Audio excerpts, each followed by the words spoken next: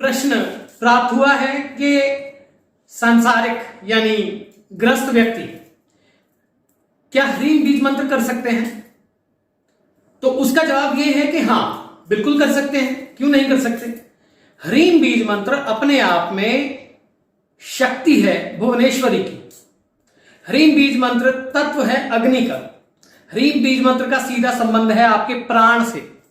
अपान को खत्म करता है और प्राण को बढ़ाता है। अब ह्रीम बीज मंत्र जो है ग्रस्त व्यक्ति कैसे करे, क्या क्या ध्यान देने लायक बातें हैं और कैसे अपने जीवन को ह्रीम बीज मंत्र से आप प्रफुल्लित प्रॉस्पर कर सकते हैं। ह्रीम बीज मंत्र यदि आप करते हैं तो आपको 4 चीजों का ध्यान रखना है। एक तो ह्रीम बीज मंत्र अपने आप में अग्नि है। ह्रीम का संबंध सीधा आपकी नाभि से है और आपकी अपान को खत्म और प्राण को बढ़ाने से है। परंतु यदि आपको माइग्रेन्स होते हैं, हेडेक्स होते हैं, तो बिल्कुल मत करें। पहले बैलेंसर, उसका बैलेंस बनाएं, फिर ह्रीम करें। वो उसको समझने के लिए आप आनंदों में कंसल्टेशन ले सकते हैं। अब दूसरी बात, फूड। ह्रीम बीज मंत्र के साथ में बहुत मसालेदार फूड नहीं खाना है, ठीक है?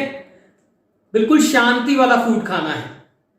तीसरी बात, यदि आपका गुस्सा इम्बैलेंस होता है तो ह्रीम को नहीं करना है जब तक आप अपने सबकॉन्शियस की ऊर्जा को साफ ना कर लें। चौथी बात, यदि आप एसिड रिफ्लक्स, जो एसिड रिफ्लक्स होता है, आपको वो समस्या है, आपको एसिडिटी की समस्या है, तो ह्रीम को आप अवॉइड करें या फिर ह्रीम के साथ उसका बैलेंसर करें। ग्रस्त व्यक्ति बिल्कुल कर सकता है। यदि ये सब चीजें आप में नहीं है और आप ह्रीम को करना चाहते हैं तो बिल्कुल कर सकते हैं। अब बात आ गई कि ब्रह्मचर्य। यदि आप इसको दैनिक रूप में आप पूजा करते हैं तो ब्रह्मचर्य की इतनी आवश्यकता नहीं है। परंतु यदि आप इसका संकल्प उठाते हैं तो फिर आपको सभी चीजों का ध्यान रखना पड़ता है। ब्रह्मचर्य का भी, फूड का भी और शक्ति के विस्तार का भी। आपको अपनी एनर्जी को बार बार चेक करवाना पड़ता है ताकि उसकी अपान भी खत्म हो सके। हर मंत्र की अपनी अपनी अपान होती है। ह्रीम जो है वो आपके अंदर ऊर्जा, अग्नि का विस्तार करता है और विस्तार करने के बाद आपकी शक्ति को बढ़ाता है। उस वक्त आपको अपने आप पे कंट्रोल बहुत जरूरी हो जाता है क्योंकि ये थोड़ी उग्रता देता है, ऊर्जा देता है। मैंने ह्रीम से बहुत सारी समस्याओं को दूर होते हुए देखा है, चाहे वो सिस्ट है, चाहे वो स्लीपलेसनेस है या किसी भी प्रकार की ऐसी समस्या है। परंतु मैंने इन द ऑपोजिट ह्रीम से माइग्रेन्स को आते हुए भी देखा है। तो यह ध्यान रखना आपके लिए बहुत जरूरी है। अब अगर आप दैनिक रूप में थोड़ा थोड़ा पूजा करते हैं, यानी 1 माला कर ली, 2 माला कर ली, बिल्कुल कर सकते हैं। 3 माला कर ली, बिल्कुल कर सकते हैं। और जो है इस बात का ध्यान जरूर रखना है, अगर आप ह्रीम कर रहे हैं तो आपको इस बात का ध्यान जरूर रखना है कि आप अपने दैनिक दिनचर्या इसको बहुत व्यवस्थित रखें।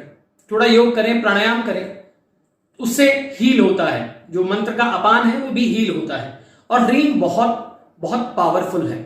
तो इसका बैलेंसर जो है वो भी साथ में प्रयोग करें।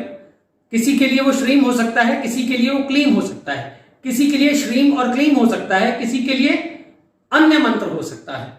तो ह्रीम बिल्कुल कर सकते हैं।